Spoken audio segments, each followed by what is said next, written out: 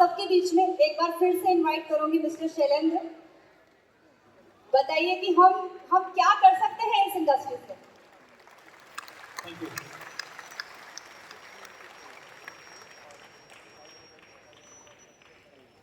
सो data कितने लोगों को अच्छा नहीं लगता, हाथ खड़ा करें। सबको अच्छा लगता है डेटा। सो आगे चलते हैं। और जब मैं ये डेटा बना रहा था और मैंने मैम से डिस्कस किया ये, तो हम लोग भी बहुत आश्चर्यचकित हो गए। तो हम लोग चाहेंगे कि संक्षेप में आप लोगों को किस तरह से समझाएं कि हमारी इस डेटा के द्वारा दिखाने के बाद आप लोगों के लिए और हम सब के लिए इस अभियान में कितनी बड़ी अपॉर्चुनिटी है। तैयार हैं? वंडरफुल।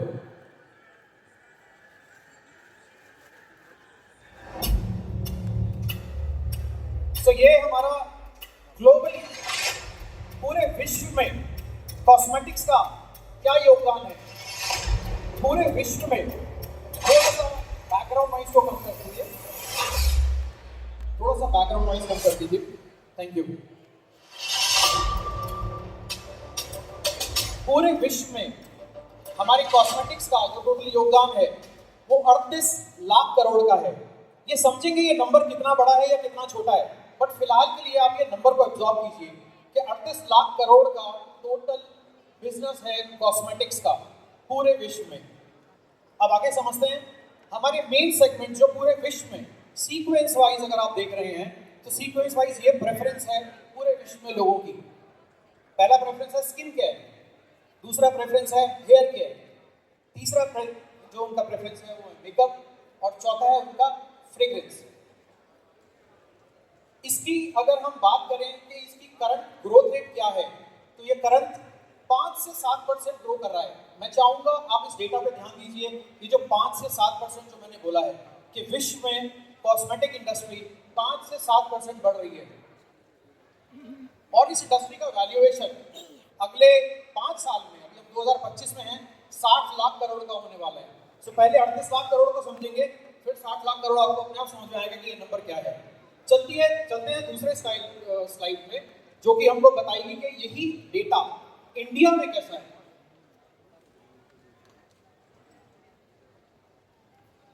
ये हमारा इंडिया का डेटा है।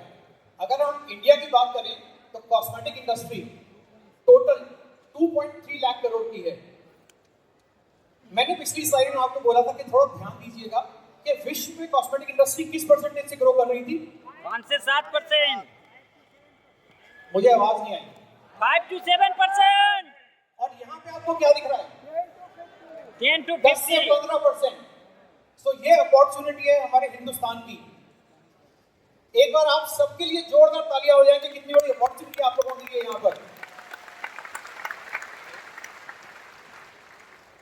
अगर हम अगले 5 साल में इसको देखें तो ये बिजनेस डबल हो जाएगा, 2 लाख करोड़ से 4 लाख करोड़। और जिस तरह से हम ग्रो कर रहे हैं, ऑलमोस्ट डबल द ग्रोथ जो हमारे विश्व में दे रहे हैं। ज्यादातर अगर आप देखेंगे तो ये बाइंग जो है कंसल्टेंसी से होती है। आई थिंक हमारा काम ही कंसल्टेंसी देना है, जिस तरह से हम अभियान में चल रहे हैं, राइट। तो ये हमारे इंडिया में प्रेफरेंस है कि वो सीधा नहीं खरीदते, उनको चाहिए कि कोई उन्हें बताए, कोई समझाए, और ये फिर खरीदते हैं। 1200 से 1500 रुपए करंट पर कस्टमर खर्चा करता है अपने कॉस्मेटिक्स के ऊपर। और हमारे हिंदुस्तान में अगर हम कॉस्मेटिक स्पेंड की बात करें तो वो है skin care, makeup, hair care and natural products. ये एक बहुत बड़ी हमारे यहाँ पे, अभी प्रियंका मैम ने आपको बताया कि किस तरह से हम हार्मफुल केमिकल फ्री आपकी सारी चीज़ों में हम बना रहे हैं। हमारी यही अभियान में कोशिश है कि हम ज़्यादा से ज़्यादा लोगों की सेहत जो अभियान में है उनके साथ सही चीज़ों का हम योगदान दें।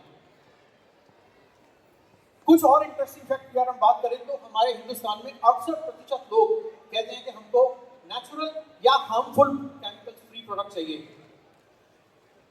हमारा मेजॉरिटी, कोई बता सकता है हमारे हिंदुस्तान में युवा 35 साल के नीचे कितना परसेंटेज है अप्रोक्सीमेटली? कोई वाइल्ड गेस?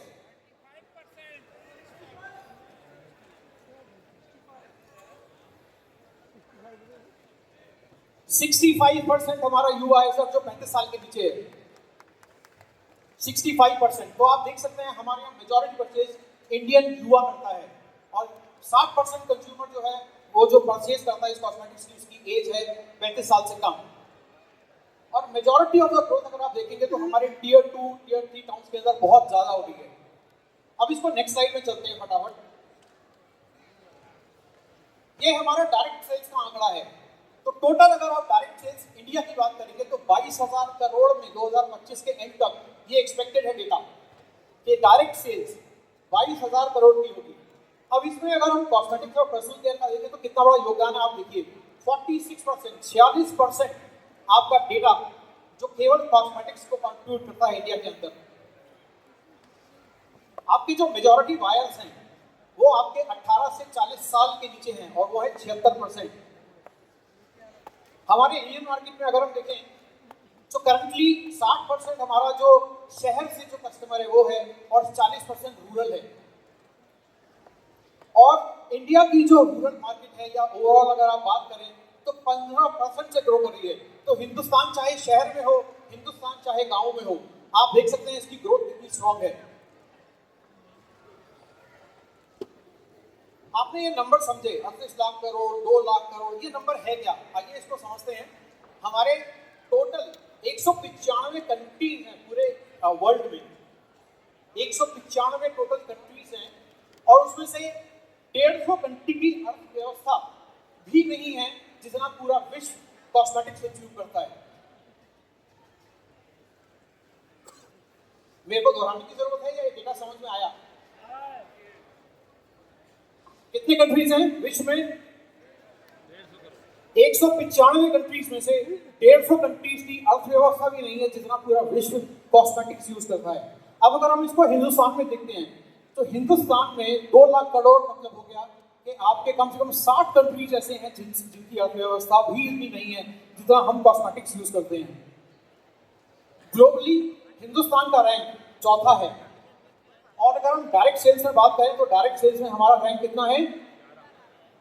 11। तो क्या ये बड़ी अपॉर्चुनिटी नहीं है हमारे लिए कि हम 11 से चौथे नंबर पे ट्रैवल कर सकते हैं?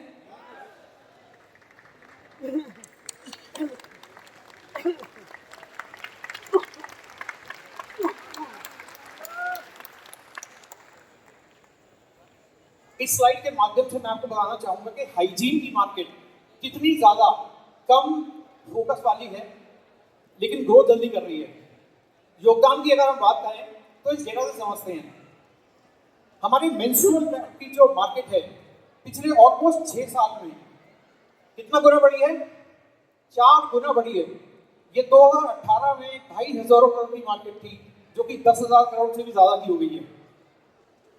अब लेकिन इसमें हम ध्यान देते हैं कि हाइजीन का जो डेटा है विच मीन्स हमारे इंटीमेट वॉश का, आदमियों का तो कोई डेटा ही अवेलेबल नहीं है, मतलब आदमी यूज ही नहीं करते इंटीमेट वॉश को। और लेडीज की अगर हम बात करें तो वुमेन भी हमारी केवल और केवल 300 करोड़ रुपए का बिजनेस देती हैं पूरे विश्व में। तो आप देख सकते हैं कि ये कितनी बड़ी अपॉर्चुनिटी है हमारे लिए, है या नहीं है? सो मैं इस स्लाइड के साथ, इस इंफॉर्मेशन के साथ प्रियंका मैम को दोबारा से इनवाइट करना चाहूंगा। Priyanka ma'am. Thank you Shailendra ji. मुझे पता है कि कई सारे लोगों को ये नंबर्स थोड़े यहाँ से निकल गए हैं, कोई बात नहीं।